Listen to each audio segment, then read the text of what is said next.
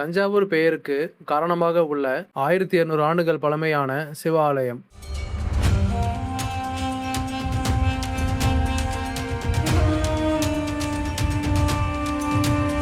பண கஷ்டத்தை நீக்கும் சக்தி வாய்ந்த சிவன் கோவில்.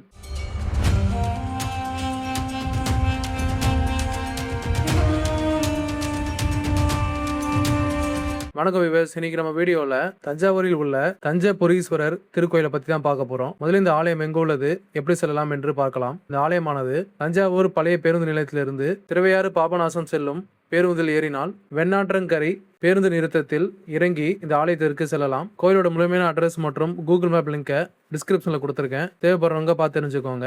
இப்பொழுது இந்த ஆலயத்தோட முழுமையான வரலாறு மற்றும் சிறப்புகளை ஒவ்வொன்றாக பார்க்கலாம். அதுக்கு முன்னாடி இது போல அற்புதமான ஆலயங்களை பத்தி வீடியோஸ் பார்க்க ரிமாக்குல் ரமேஷ் சேனலை மறக்காம சப்ஸ்கிரைப் பண்ணிக்கோங்க. பிரம்மாவின் மானச புத்திரன் புலஸ்திய மகரிஷி, இவருக்கு மைந்தன் விஸ்வராஸ் என்பவரும் ஒரு ரிஷியாக இருந்தார். இவர் முனிவர் குலத்தில் பிறந்திருந்தாலும் கேகசி என்ற அரக்க குல மங்கையை மணந்து கொண்டார். இவர்களுக்கு முதலில் ராவணன், கும்பகர்ணன் என்ற மகன்களும் சூர்பனகை என்ற மகளும் பிறந்தனர். பின்னர் விபீஷனும் குபேரனும் மகன்களாக பிறந்தனர். ராவணனும் குபேரனும் தீவிர சிவபக்தர்கள். விபீஷணன் விஷ்ணு பக்தன், கும்பகர்ணன் பிரம்மாவின் பக்தன். ராவணன் சிவபெருமானிடம் தனக்கு மனிதரால் மட்டுமே மரணம் கிடைக்க வேண்டும் என்ற வரத்தை பெற்றான். குபேரன் தன் தீவிர சிவபக்தியால் பெரும் செல்வத்தையும் அரசையும் பெற்றான். அவனுடைய நகருக்கு அழகாபுரி என பெயர் வந்தது. அது அழகை என்றும் அழைக்கப்பட்டது. தேவசிற்பி மயனால் மிக அழகான அரண்மனை அவனுக்கு கட்டி கொடுக்கப்பட்டது.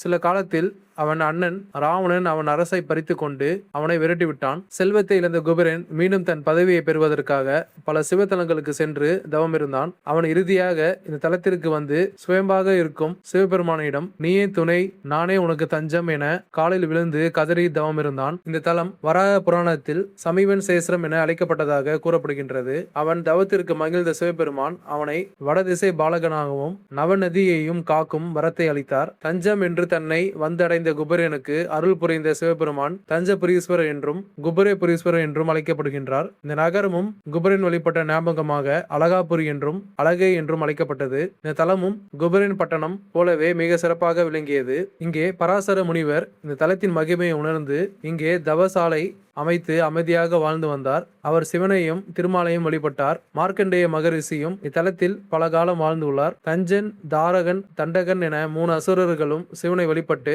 பல வரங்களை பெற்றனர். தஞ்சன் சிவபெருமானிடம் வரம் பெற்றிருந்த அகந்தையால் இங்கே உள்ள மனிதர்களையும் ரிஷிகளையும் தேவர்களையும் மிகவும் கொடுமைப்படுத்தினான். தாரகன் பெற்றிருந்த வரத்தின்படி அவனை கொல்ல முயன்று அவன் ரத்தம் கீழே சிந்தினால் மீண்டும் அவன் உயிர் பெற்று எழுந்து விடுவான். பராசர ரிஷியும் தேவர்களும் சிவபெருமானிடம் மகாவிஷ்ணுவிடமும் சென்று இவர்களை பற்றி முறையிட்டனர். முனிவர்களும் தேவர்களும் இத்தல ஈசனிடம் அசுரர்களிடமிருந்து தன்னை காக்க வேண்டும் என தஞ்சம் புகழ்ந்ததால் அவர் தஞ்சபுரீஸ்வரர் என அழைக்கப்படுகின்றார் எனவும் கூறப்படுகின்றது. சிவபெருமான் ஆனந்தவல்லியாக இங்கு வீட்டிற்கும் அம்மனை அசுரர்களை கொல்ல அனுப்பினார். மகாவிஷ்ணுவும் அம்மனும் 3 அசுரர்கள் மீது போர் தொடுத்தனர். தாரகன் என்ற அசுரனை கொல்ல அம்மன் பச்சை காளி என்ற நாமத்தில் காளியாக மாறினாள். ஒவ்வொரு முறையும் தாரகனை கொல்லும் போதும் அவன் சிந்திய ரத்தத்தில் இருந்து அவன் மீண்டும் உயிர் தெழுந்து போரிட்டான். தாரகன் கோடி முறை மீண்டும் மீண்டும் உயிர் பெற்று காளியுடன் போரிட்டான். முடிவில் அம்மன் பவளக்காளி என்ற ரூபத்தில் மிகவும் பயங்கரமான தோற்றத்துடன் தாரகனை கொன்று அவன் ரத்தம் கீழே சிந்தாமல் குடித்து விட்டாள். தாரகனும் இறந்தான். அதனால் இந்த அம்மனுக்கு கோடி அம்மன் என்ற பெயரும் உண்டு. கோடி அம்மனுக்கு இந்த கோயிலின் அருகே தனி கோயில் இருக்கிறது. பச்சை கிளி, பவளக்கிளி என்ற 2 காளிகளுக்கும் தனித்தனியே கோயில் அமைந்துள்ளது. மகாவிஷ்ணு தண்டகன் என்ற அசுரனை முதலில் கொன்றார். தாரகன், தண்டகன் என்ற 2 அசுரர்களையும் மாண்டது கண்டு தஞ்சாசூரன் கலக்கமுற்றான். முடிவில் யானை வடிவெடுத்து தன்னோடு போர் புரிய வந்த தஞ்சன் என்ற அரக்கனை நரசிம்மராக மாறி மகாவிஷ்ணு அளித்தார். அவன் உயிர் துறக்கும் பொழுது மகாவிஷ்ணுவிடம் அம்மனிடம் தன் பெயரால் இத்தலம் விளங்க வேண்டும் என கேட்டுக்கொண்டான். அதனால் இந்த தலம் முதலில் தஞ்சகன் ஊர் என்று அழைக்கப்பட்டது. அதுவே மருவி தஞ்சாவூர் என்று அழைக்கப்படுகின்றது. தாரகனை கொன்ற பவளக்காளியாக அம்மன் மீண்டும் இங்கே சிவனுடன் சேர்ந்து காட்சியளித்தாள். ராவணனால் தன் செல்வத்தை இழந்த குபேரனும் தஞ்சாசூர அரக்கனால் பெரும் கொடுமைக்கு ஆளான முனிவர்களும் தேவர்களும் இத்தல ஈசனிடம் தஞ்சம் என்று தஞ்சம் அடைந்ததால் இத்தலம் தஞ்சம் ஊர் என முதலில் அழைக்கப்பட்டது. பின்பு மருவி இப்பொழுது தஞ்சாவூர் என அழைக்கப்படுகின்றது. இத்தலத்தில் தஞ்சம் என்று யார் வந்து சிவபெருமானிடம், அம்மனிடம், திருமாலிடம் வழிபட்டாலும் அவர்களுக்கு கேட்ட வரம் கிடைக்கும் என்பது நம்பிக்கை. நரசிம்மராக மாறி மகாவிஷ்ணு யானை உருவத்தில் இருந்த தஞ்சாசூரனை கொன்றதை நினைவுபடுத்தும் விதமாக இங்கே வீர நரசிம்மருக்கு கோவில் இருக்கிறது. அங்கே திருமகள் தஞ்சை நாயகி என்ற நாமத்தில் அருள் புரிகின்றாள். மாமணி கோவில், மணிக்குன்றம், தஞ்சை யாழிநகர் என்ற 3 கோயில்களும் ஒன்று சேர்ந்து தஞ்சை மாமணி கோயில் என்ற ஒரே திவ்ய தேசமாக ஆழ்வார்களால் பாடப்பட்டு இருக்கிறது. வீர நரசிம்மர் குடிக்கொண்டிருக்கும் கோவில் தஞ்சை யாழிநகர் என ஆழ்வார்களால் பாடப்பட்டு இருக்கிறது. திருமங்கை ஆழ்வார், பூதத்தாழ்வார், நம்மாழ்வார் இந்த கோயில் மீது பாடியுள்ளனர். தஞ்சை பெரிய கோயிலை கட்டிய ராஜராஜ சோழனும் இந்த கோயிலை வழிபட்டதாக சொல்லப்படுகின்றது. எனவே இந்த தஞ்சைபுரீஸ்வரர் கோயில் எப்படியும் 1700 ஆண்டுகள் பழமையானதாக கருதப்படுகின்றது. திருஞான சம்பந்தர், திருநாவுக்கரசரின் காலமும் ஏறத்தாழ கிபி 630 இருக்கிறது. சுயமாக இருந்த சிவபெருமானுக்கு ஏறத்தாழ கிபி 800ஆம் ஆண்டு கோயில் எழுப்பப்பட்டதாக கூறப்படுகின்றது. பல்லவர்கள் தான் பல நரசிம்மர் கோவில்களை கட்டியிருந்தனர். அப்பொழுது பல்லவர்கள் தான் ஆட்சி செய்து வந்ததால் இந்த கோவிலையும் பல்லவர்கள் தான் கட்டியிருக்க வேண்டும் என தொல்லியல் சான்றுகள் கூறுகின்றன. இந்த கோவில் 3 அடுக்கு ராஜகோபுரத்துடன் கிழக்கு நோக்கி அமைந்துள்ளது. இறைவன் சுயம்பலிங்கமாக மூலவர் லிங்க திருமேனி சற்றே அளவில் பெரிதாகவும் இறைவன் சன்னதிக்கு வெளியே துவாரபாலர்கள் இருக்கின்றனர். வெளிப்பிரகாரத்தில் தட்சிணாமூர்த்தி, கஜலட்சுமி, சரஸ்வதி, பஞ்சமுக ஆஞ்சநேயர், சண்டிகேஸ்வர சன்னதிகள் அமைந்துள்ளன.